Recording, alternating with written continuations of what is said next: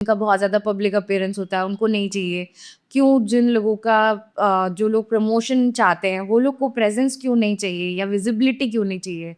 जो नए-नए पोस्ट पे असाइन होते हैं, हायर पोस्ट पे, कोई एवीपी बन जाता है या वीपी बन जाता है या सीईओ बन जाता है, उनको भी उनके जो प्रेज़ेंट न्यू पोस्ट है, उससे अलाइनमेंट के लिए they need us. Everyone need us. Only they have to, have self awareness कि हाँ ये प्रॉब्लम है और मुझे ये प्रॉब्लम सॉल्व चाहिए। Then समझ गया। अब एक और चीज भी तो है ना, जैसे इसकी जो रिक्वायरमेंट है, ऐसी रिक्वायरमेंट मतलब नीड पहले से थी, अब थोड़ा और इसको हम कह सकते हैं ज्यादा चीज की रिक्वायरमेंट बढ़ गई है मतलब हो, there is a need, it's a necessity. क्योंकि आज के समय में जो हम डिजिटल जमाने में रह रहे हैं, सोशल मीडिया में, अब जैसे छोटी छोटी चीजें होती है कि कोई रेस्टोरेंट में जाता है, किसी को कुछ कॉकरोच छिपकली दिख गई, वो एक न्यूज बन जाती है। कोई मीटिंग, कोई पॉलिटिकल मीटिंग में बैठा होता है, कोई किसी को खराटे मार रहा है, कोई ऐसे ना, someone is like sleepy face है, वो सब चीजें नोटिस में आ जाती है। तो क्या कह सकते हैं कि इसकी सोशल मीडिया का भी इम्पैक्ट है कि ये पहले था, अब और नीड इसकी ज्यादा है अब। सो मैं मेरे क्लाइंट्स को यही बोलती हूँ कि आप इसलिए परेशान नहीं हो क्योंकि आपकी विजिबिलिटी नहीं है। आप इसलिए परेशान हो क्योंकि किसी और की विजिबिलिटी बहुत ज़्यादा है। बहुत ज्यादा, यस। सो अब कैसा है कि आपको विजिबिलिटी तो क्रिएट करनी पड़ेगी, पर आप समझ लो कोई लोग ऐसे होते हैं उनको ज़्यादा पोस्ट डालना नहीं पसंद है, ज़्यादा रील्स डालना नहीं पसंद है। Not everyone can be good in public speaking और डांस और मेक कैमरा के सामने entertaining आना। reels, so for them it is very much necessary that they have at least initial page ready as a personal brand। कि अगर मैं Instagram पे जा रही हूँ तो शुरू की जो ग्रिड में 9 रील दिख रही है, वो 9 रील से मुझे पता चल जाए कि what kind of person he is, what are their ethics, उनकी कंपनी के एथिक्स पे चलती है। People want to trust people, पर जो लोग उन्हें ज़्यादा दिखते हैं, जिनके बारे में वो ज़्यादा जान पाते हैं, वो वहाँ पे they want to invest their time and money. So it is actually something जो compulsory ही हो गया है for every entrepreneur and all people. Can I add on something to this? Yeah. अब जैसे आप बोल रहे हो ना, अभी धीरे धीरे परसेप्शन भी होते जा रहा है। एक बात बताओ, आपको किसी डॉक्टर के पास जाना है, ठीक है भाई, डॉक्टर है, फैमिली डॉक्टर है, क्या मैटर करता है? एक्सपीरियंस, सीनियोरिटी, ठीक है। लेकिन अभी क्या हो गया है, ये इंस्टाग्राम में कितना एक्टिव है, इसके कितने फॉलोअर्स हैं, दुनिया ऐसी बन गई है ना। और मैं एक और इस चीज में ऐड ऑन करना चाहूंगा। मैं आपको थोड़ा बहुत अपने बारे में जैसे बता चुका हूँ, I am a voice artist. Voice artist के जो ऑडिशंस होते हैं ना फॉर डबिंग, जैसे मूवीज की डबिंग होती है, उसमें अब यहाँ क्या मैटर करता है? क्राफ्ट। भाई मुझे अपनी आवाज का उतार चढ़ाव मुझे करना आता है, मुझे परफॉर्म करना आता है, वो मैटर करता है ना। बट यहाँ पे भी आपकी सोशल मीडिया प्रेजेंस अब देखी जाती है। You're not getting the point. See, अब कैसा है, मैंने तुमको हायर करना है, ठीक है।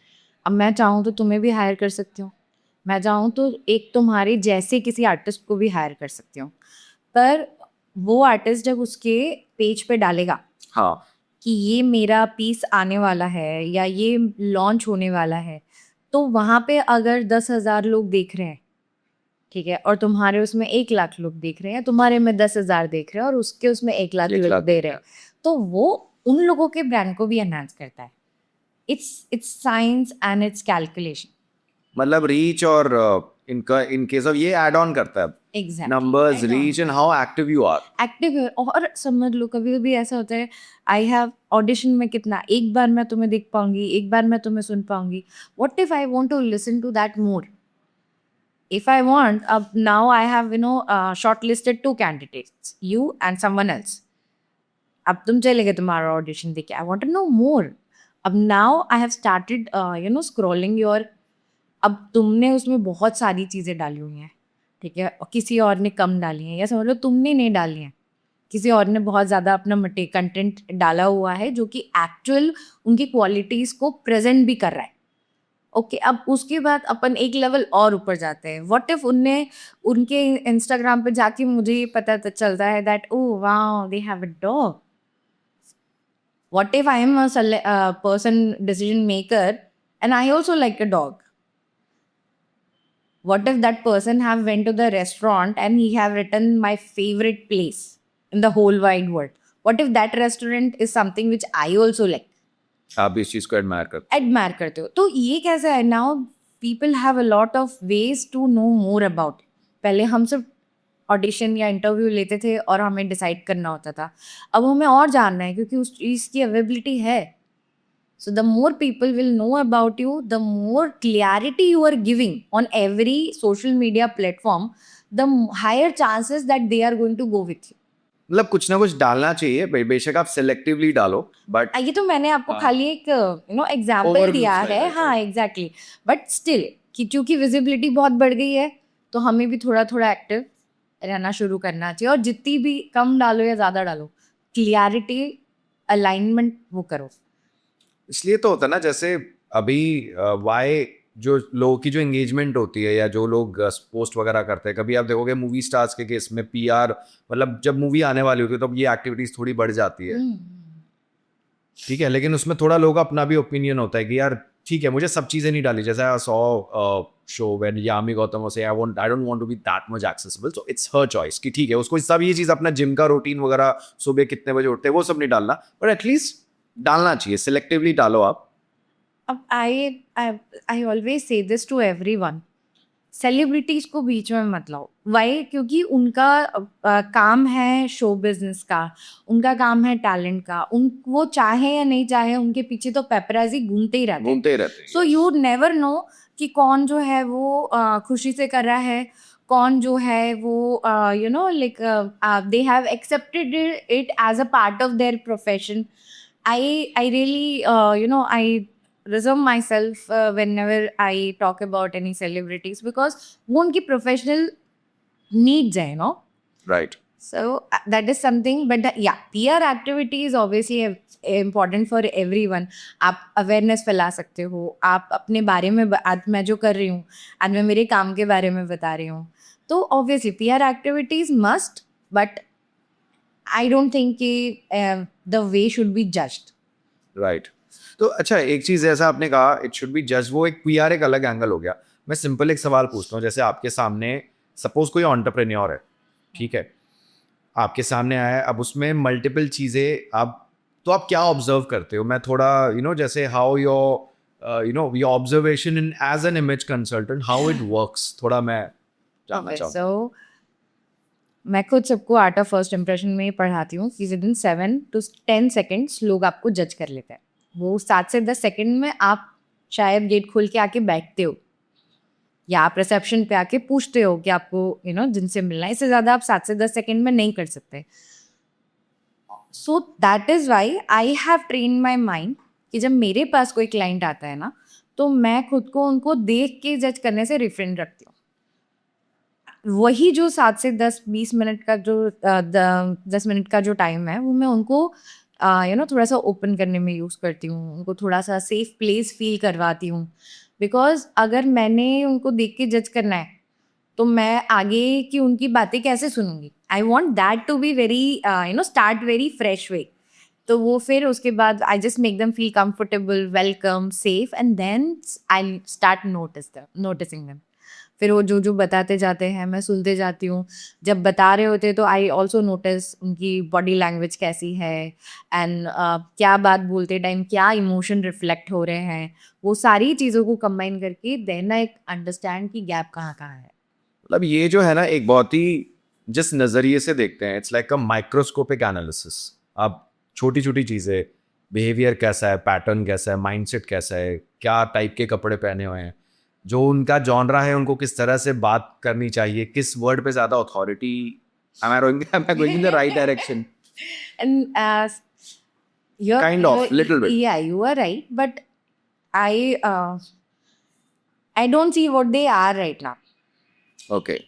क्योंकि मुझे तो वो सारी चीज़ें उनके गोल्स और मैं सिर्फ उनकी प्रॉब्लम समझने की कोशिश करती हूँ इनिशियली कि प्रॉब्लम है कहाँ कहाँ. और जितना मैं उनको देख के समझ पाती हूँ, जितना उनके माइंडसेट को देख के समझ पाती हूँ.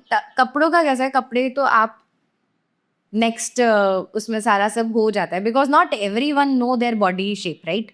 Not every one know their face shape.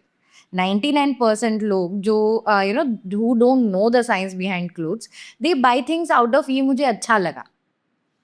So कपड़े is something which I don't bother myself with and judge anyone. But उसके अलावा I notice every micro Everything you detail. Yeah. notice.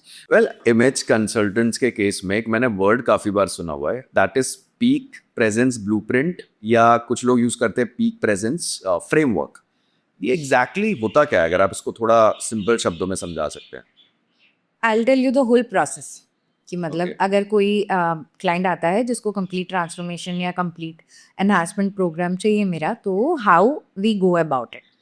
First we do a discovery call जहाँ पे हमें उनके gaps वगैरह पता चलते हैं, वो उनकी एक्सपेक्टेशन क्या है इस प्रोग्राम से वो पता चल जाती है।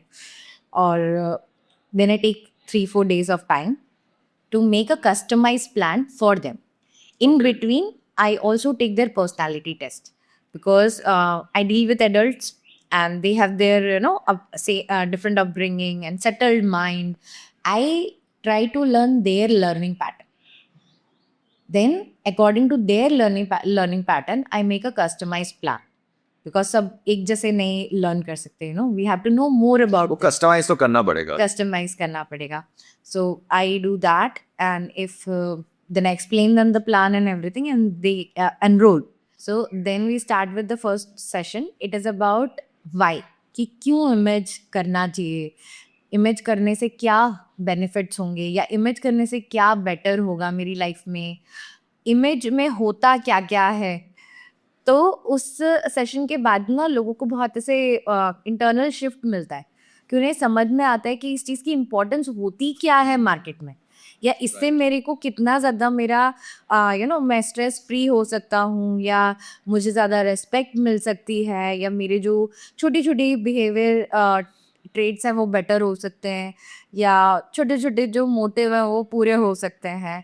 सो they because they tell me everything while the discovery call, so I consider all the gaps and everything in my program. So पहला उसमें समझ में आ जाता है उनको क्या क्यों।